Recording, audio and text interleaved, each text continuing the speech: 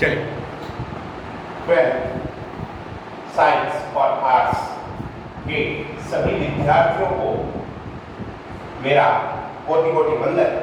और मैं व्याकरण के टॉपिक्स के बाद में आपके लिए लेके आया हूँ सृजना, जो आपकी पहली पुस्तक है, जो 2 भागों में बटी है, गद्य और पद्य। उस सृजना में जो प्रथम पाठ है संत वाणी, वो उसके जो पहला पाठ है संत वाणी कबीरदास जी का, वो मैं आपके लिए लेके आया हूँ। तो आपको करना क्या है, सबसे पहले जैसे मैं कबीरदास जी का आपको जीवन परिचय पढ़ा रहा हूँ, तो उसी टाइप से आपको नोट करना है रजिस्टर के अंदर। रजिस्टर अलग होना चाहिए या एक ही रजिस्टर होना चाहिए, उसमें अलग अलग भाग आप बना देना, ठीक है। पहला काम आप कौन सा करते हो, ये आप पे डिपेंड करता है कि पद्य भाग पहले कर रहे हो या गद्य पहले कर रहे हो, ये आप पे डिपेंड करता है, ठीक है जी। और अभी नहीं है, मान लीजिए अभी तो खुल गया है सब कुछ, स्टेशनरी भी खुल जाती है, और अगर मान लीजिए व्यवस्था नहीं हो पा रही है, नहीं खुल रहा है, तो अभी आप किसी भी कॉपी में उतार लीजिएगा और उसके बाद में आप फेयर आउट कर लीजिएगा। तो जैसे सबसे पहले आपको जीवन परिचय दूंगा, तो आप भी जीवन परिचय उसी प्रकार से लिखेंगे, समझेंगे, और उसी प्रकार उसके बाद में मैं ये पाठ के जो है, जो आपके पाठ है, मूल पाठ और संतवाणी है, उसके दोहे जो है, जैसे जैसे मैं करवाता जाऊंगा वैसे वैसे आपको समझना है। और जब मेरा वीडियो खत्म हो जाए उसके बाद में आप एक बार वापस पुनः चालू करके वीडियो को पॉज करके ये संतवाणी के दोहे उतार लें, जो भी जितने भी मैं करवाता हूँ, उसके बाद में उनकी सप्रसंग व्याख्या एक एक की आपको करनी है, मेरे से समझना है, उसके बाद में अपनी लैंग्वेज में आपको करना है। तो इसलिए मैं कह रहा हूँ ध्यान से समझिएगा, ठीक है जी। आगे बात समझ में, तो चलते हैं हम पाठ की ओर। पाठ है आपका पहला संतवाणी, जिसके जो है रचनाकार वो है कबीरदास जी। कबीरदास जी से हमारा परिचय बहुत पुराना है, कक्षा 9 से क्या कक्षा 8 में उनके कुछ दोहे होंगे, तो हम इनसे बहुत परिचित हैं, लेकिन और अधिक परिचय होने की हमारी इच्छा होती है इनसे। इनका जन्म हुआ था 1398 ईस्वी के अंदर और मृत्यु हुई थी इनकी 1518 के अंदर। तो लगभग 100 वर्ष से अधिक का समय अगर हम मान के चलें, 1398 से 1498, 100 वर्ष, और उसके बाद में अगर आप देख लो तो ये हो जाते हैं 18 को 120 वर्ष इनकी आयु मानी गई है। अभी मानी गई है, देखा किसी ने नहीं है, लेकिन तथ्यात्मक रूप से अगर हमें यही जानकारी मिलती है तो हमें ये मानना है 1398 में इनका जन्म है और मृत्यु 1518 ईस्वी। इनका जन्म काशी के अंदर हुआ था और इनके गुरु थे वो रामानंद थे। इनके गुरु जो थे वो थे रामानंद जी, और रामानंद जी जो थे वो सगुण भक्ति के उपासक थे, यानी सगुण भक्ति के वो उपासक थे। सगुण और निर्गुण में आप अंतर समझते हैं, इतनी तो मैं आपसे आशा करता हूँ, फिर भी मैं 1-2 लाइन आपको बताता हूँ। सगुण वो होते हैं जो मूर्ति पूजा में विश्वास करते हैं, जो भगवान के नामों में विश्वास करते हैं, वो सगुण है।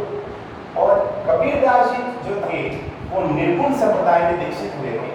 ये सबसे बड़ी विशेषता थी इनकी कि इनके जो गुरु थे वो तो थे सगुण, और वो स्वयं बने वो निर्गुण संप्रदाय में दीक्षित हुए, ठीक है। इसके पीछे क्या कारण रहा, ये हो सकता है समाज का प्रभाव उन पर पड़ा हो, कि समाज में जो है इतनी उन्होंने बुराइयां देखी या समाज ने इतना अंधविश्वास देखा, तो उस अंधविश्वास के से ऊपर उठते हुए उन्होंने निर्गुण संप्रदाय को अपनाया। उनकी जो विचारधारा थी वो थी निर्गुण संप्रदाय, निर्गुण उनकी विचारधारा थी। तो इसलिए इनकी सबसे बड़ी विशेषता, रामानंद जो थे वो दीक्षित हुए, जो इनके गुरु थे, लेकिन स्वयं ये निर्गुण संप्रदाय में दीक्षित हुए, ठीक है। जब निर्गुण में दीक्षित हुए तो निर्गुण निराकार ब्रह्म के उपासक थे, यानी भगवान का कोई रूप नहीं था, सिर्फ भगवान का नाम था, और वो नाम था केवल ईश्वर।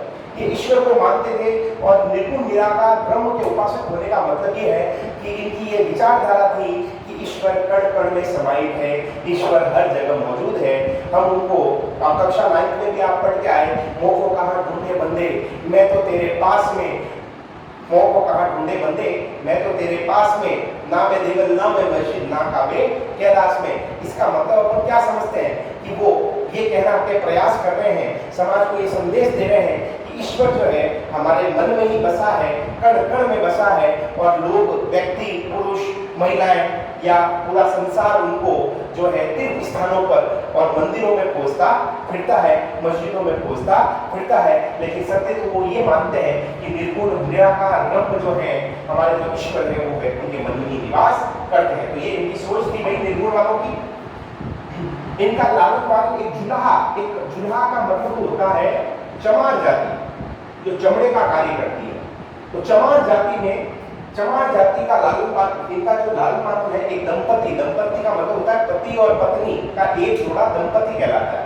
तो जुल्हा परिवार में इनका लालन पालन हुआ था और वो किया था नीमा नीरू ने इनका जो है लालन पालन किया था और जुल्हा परिवार यानी चमार जाति में जो है इनका लालन पालन हुआ था।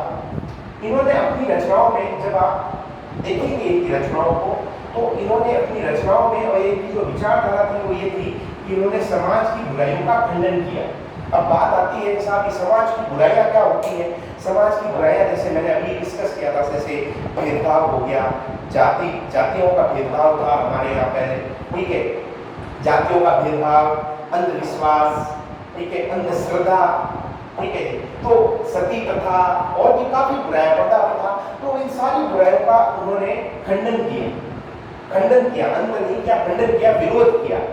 तो ये एक आधुनिक शब्द है, इनको अपन इस चीज से क्या कह सकते हैं कि ये आधुनिक संत है। अब आप देखिए इनकी सोच कितनी मजबूत थी कि 1399 में जब, अब आप इनका जो समय सीमा देख सकते हैं कि इस समय में भी इन बुराइयों का जो है खंडन कर रहे थे। तो इनकी सोच कितनी परिपक्व थी, आज के समय की सोच थी, इसलिए इनको कहा गया आधुनिक संत हिंदी साहित्य में। उसके बाद इनका एक शिष्य हुआ था, वो थे धर्मदास। क्या थे? धर्मदास। अच्छा, एक चीज और, ये जाति प्रथा को नहीं मानते थे क्योंकि निर्गुण थे, तो और भेदभाव, लिंग का भेद भी नहीं करते थे। तो स्त्री भी इनकी शिष्या थी और पुरुष भी इनके शिष्य थे। इनके एक शिष्य थे धर्मदास। इन धर्मदास ने क्या किया था कि इनकी एक प्रमुख रचना है बीजक। इनकी रचना है, कबीरदास जी की रचना है बीजक। तो जो उन्होंने बोला, इसने कबीरदास जी ने जो बोला उनको लिखने का काम इस व्यक्ति ने किया था, इनका जो शिष्य था धर्मदास, और उसको इसने नाम दिया बीजक।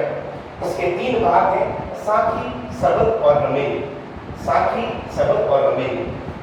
अब ये जो बात होती है कि मूल रूप से ये संत थे, क्या करते थे कबीरदास जी? इन्होंने लिखने का काम नहीं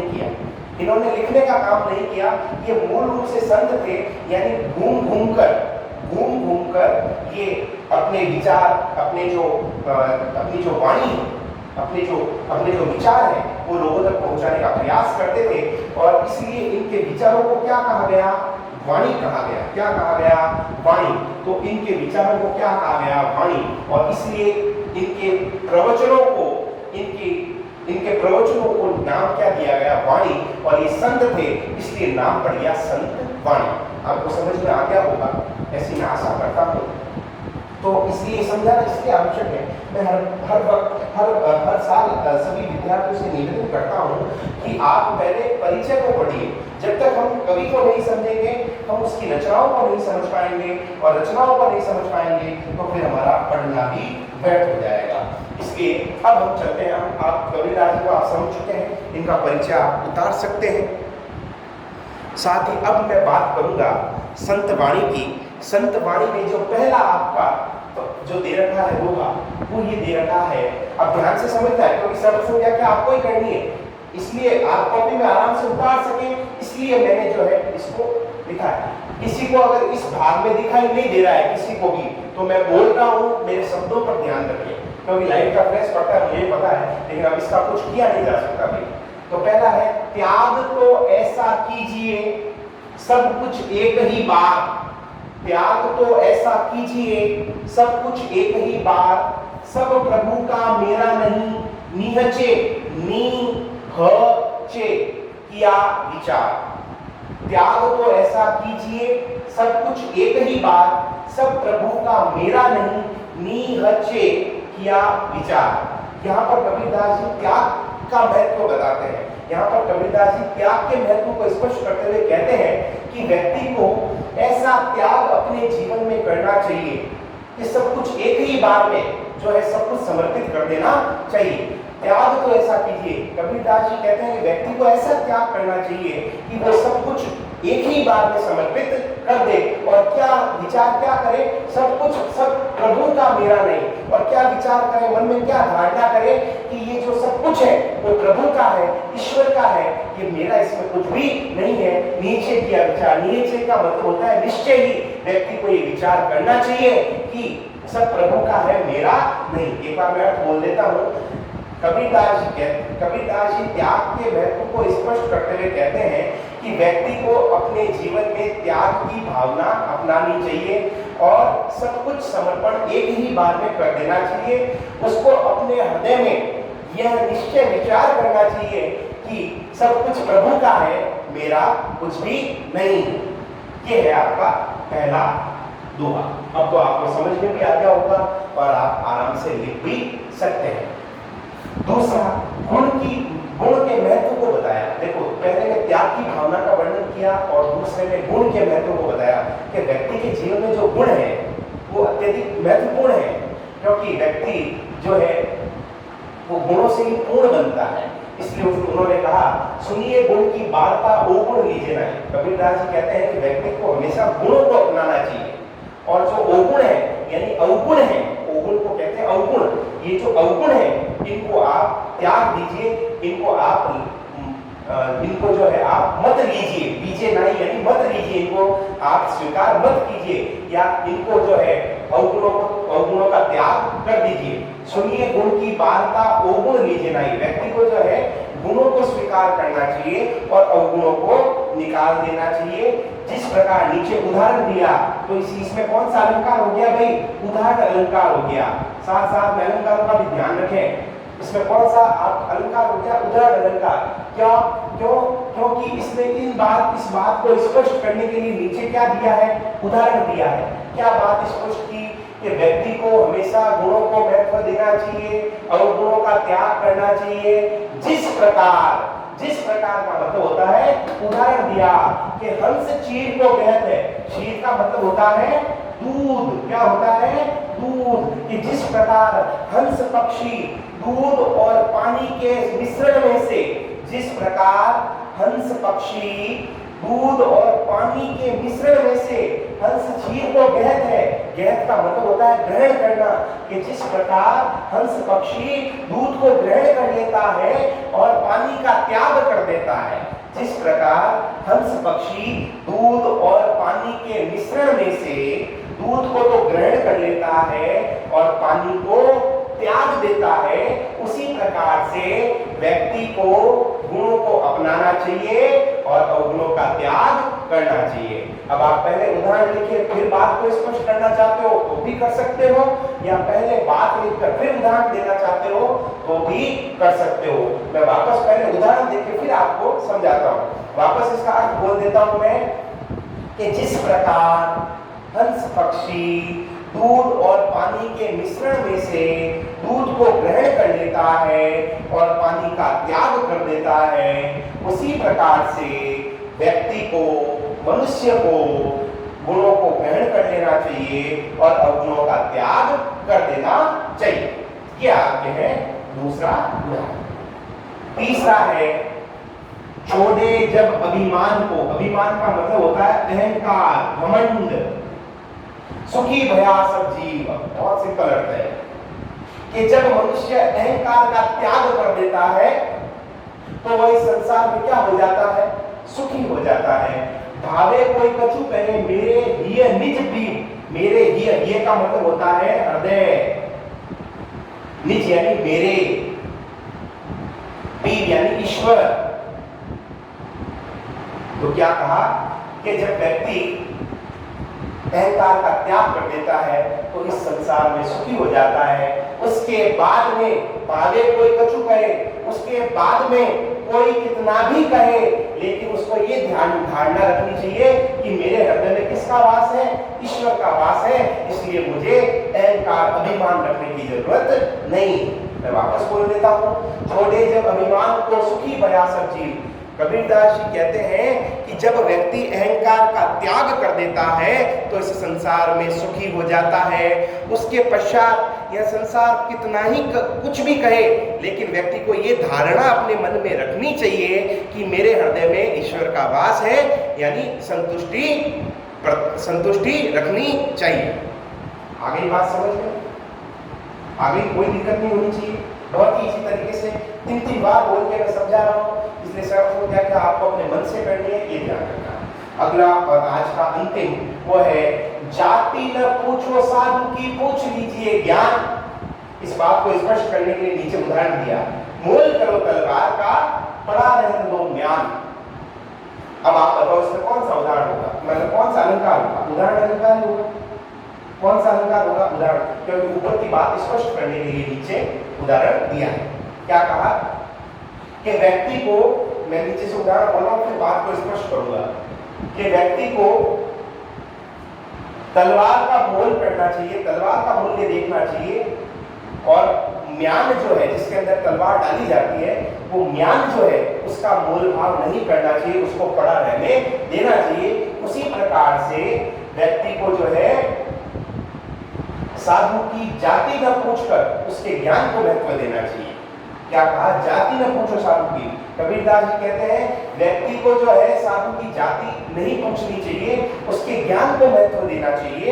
उसी प्रकार से जिस प्रकार तलवार का मोल किया जाना चाहिए और ज्ञान को पड़ा रहने देना चाहिए, क्योंकि तलवार का महत्व होता है, उसी प्रकार से साधु के ज्ञान का महत्व होता है, जाति का महत्व नहीं होता। आगे बात समझ में, तो इसको इस प्रकार से लिखना है कि कबीरदास जी कहते हैं कि व्यक्ति को साधु की जाति नहीं पूछनी चाहिए, उसके ज्ञान को महत्व देना चाहिए। जिस प्रकार तलवार का मोल करना चाहिए, यानी तलवार का मूल्य लगाना चाहिए और म्यान का मूल्य नहीं लगाना चाहिए, या म्यान को पड़ा रहने देना चाहिए। आगे बात समझ में, कोई दिक्कत नहीं होनी चाहिए। तो ये थी आज की आपकी क्लास। या आगे जो है आगे के मैं चार करके आपके पार्ट कंप्लीट करवा दूंगा, जब तक वीडियो आपके आते रहेंगे आदेश तक, अगले आदेश तक। आपको जो काम दिया है मैंने, वो आपका काम निश्चित तौर से होना चाहिए। आपके लिए मैं इतना कर रहा हूँ तो आपका भी फर्ज है। अगर नहीं समझ में आया तो मुझे आप कमेंट करें। मैंने 10 बार कहा है, अभी तक मेरे पास इतना कोई कमेंट नहीं आया है 12th का। 1-2 बच्चों का जरूर आया था, अक्सर अधिक नहीं आया, तो वो भी मैंने उनका सॉल्व आउट कर दिया, जवाब दे दिया। लेकिन अभी भी काफी कुछ बच्चे हैं जो शायद ही वीडियो देख रहे हैं, इसलिए मैं आपसे फिर निवेदन कर रहा हूँ, ये काम हो जाना चाहिए। आपको इतना समझा दिया है, फिर भी तकलीफ आती है, इसमें से कोई समझ में नहीं आया आज तक, अभी तक चारों में, तो मुझे वापस बताएं, मुझे वापस कमेंट करें, मुझे कॉल करें, मुझे व्हाट्सएप मैसेज करें, कैसे भी करें, लेकिन आपकी समस्या का समाधान मैं कर दूंगा। ठीक है जी? आगे बात समझ में, तो आपको पहले ये करना है जीवन परिचय, उसके बाद में संतवाणी के उतार कर, उसके बाद में आपको इसका क्या करना है, सर्वसम व्याख्या करनी है। आगे बात समझ में, आशा करता हूँ आपको समझ में आया होगा। धन्यवाद। जय हिंद, वंदे मातरम।